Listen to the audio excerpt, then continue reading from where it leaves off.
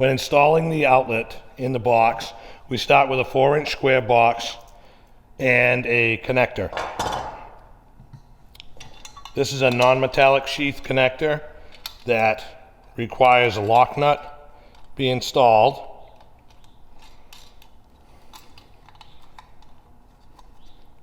And when you've installed it, you need to tighten up the lock nut with your linesman pliers. We put one on one side and one on the other, directly across from each other.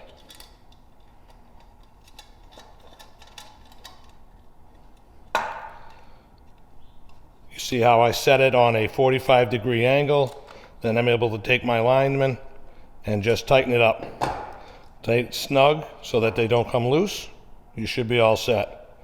At this point, I would be adding a non-metallic sheath cable, 14-2 cable, that I have stripped 8 inches off one end, and on the other end I will fold it back on itself so that when I pull on the wires later on in the project, they won't come out.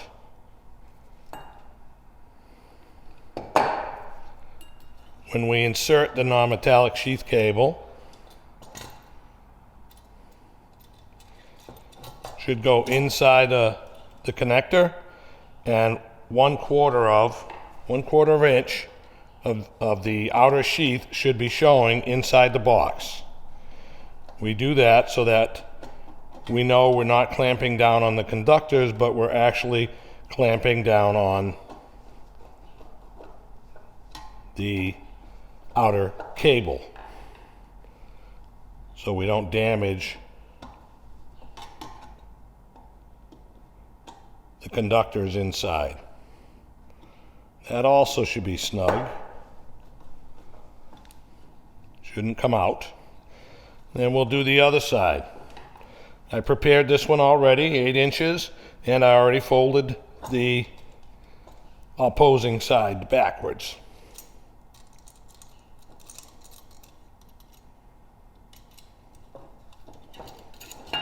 Again, we insert the sheath cable, 1/4 inch of the outer jacket sticking inside the box. That way an inspector can tell that you've installed it properly also.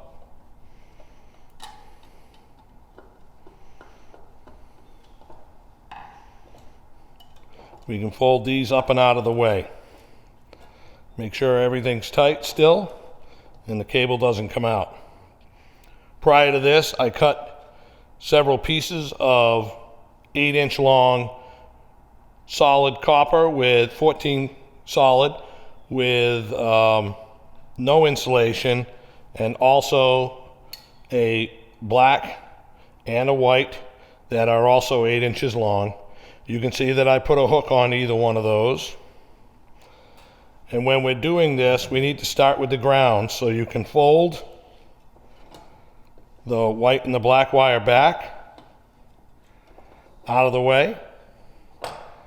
When making up an outlet, you should always start with the ground. In this case, we are going to need to make a 4-wire connection, one that you haven't made yet before.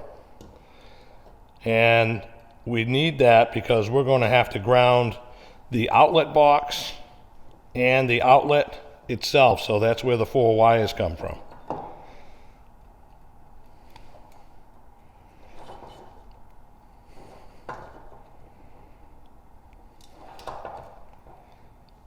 This is not easy since everything moves around on us while we're out here trying to make up this outlet box.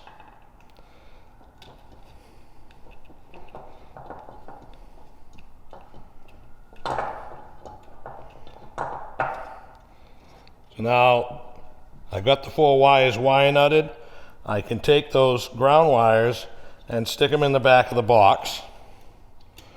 One of those ground wires is going to go to this actual box and you can see that we've got a opening for a green ground screw, which is a 1032 screw.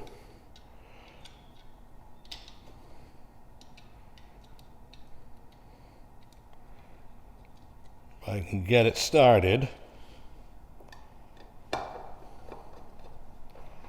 Now I've got it started, I'm going to put the hook that I previously made on this ground wire, I'm going to put it around the screw underneath in such a manner that when I'm tightening the screw, the copper wire will tighten up with it.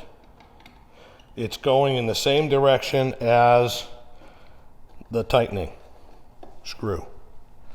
If you notice, it pinched down on the wire and brought it right in, tightened up nice, and it got a good connection there.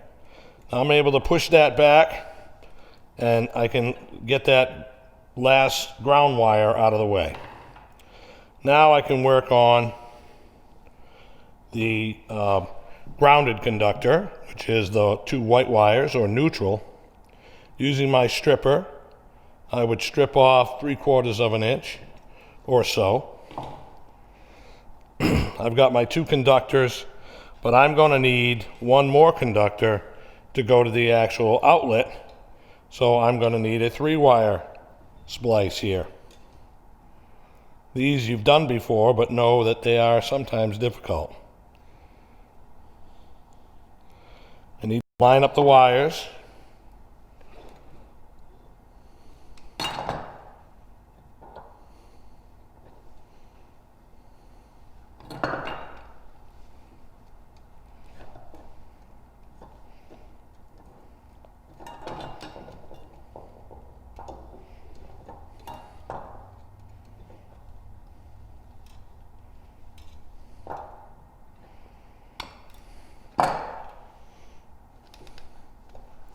That's too long, I need to cut it.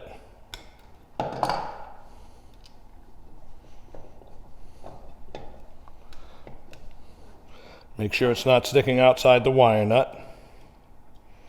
I can push that one out of the way. And now I can make up the ungrounded conductor, or the black wire. Again, it's number 14 gauge. I strip 3/4 of an inch off. I take the other piece of wire that I got previously.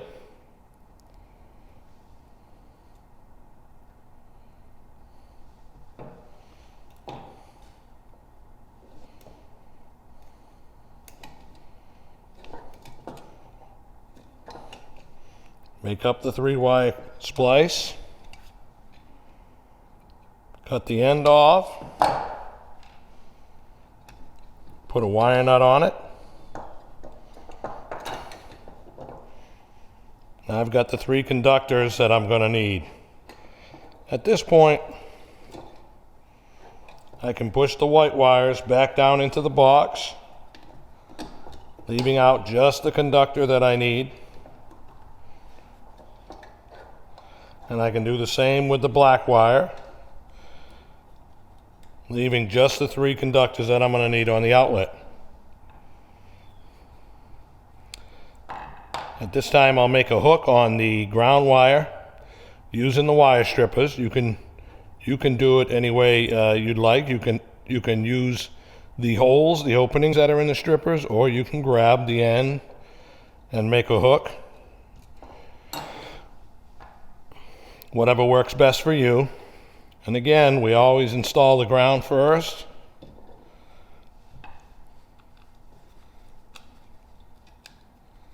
I install that ground wire in the same direction that the screw is turning to tighten it up. And you can see again, it came together. Once I've done the ground, then I'll do the neutral.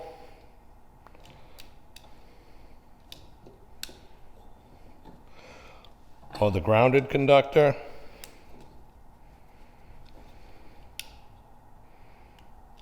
Doesn't look like my hook's right. So let me fix it.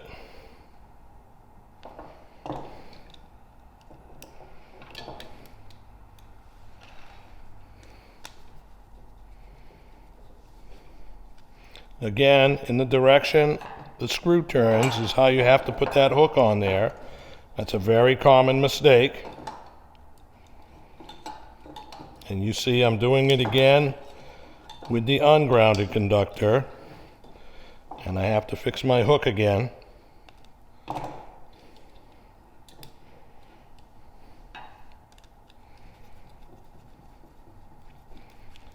We tighten that up. And you can see where the conductor went back underneath that screw. You don't see anything sticking out. At this point, you can fold those wires like an accordion back into the box. We'll put a cover on it using a 632 screw and the duplex receptacle cover.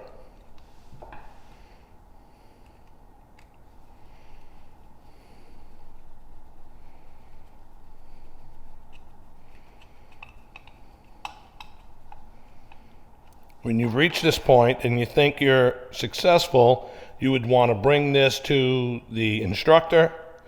When the instructor inspects it and makes sure everything looks right, you will then put a cover on the box and put in the two 832 screws right in here, and then you'll have a completed outlet box. At that point, you get it approved by the instructor again, and you will have to dismantle the whole box, and your lab will be finished.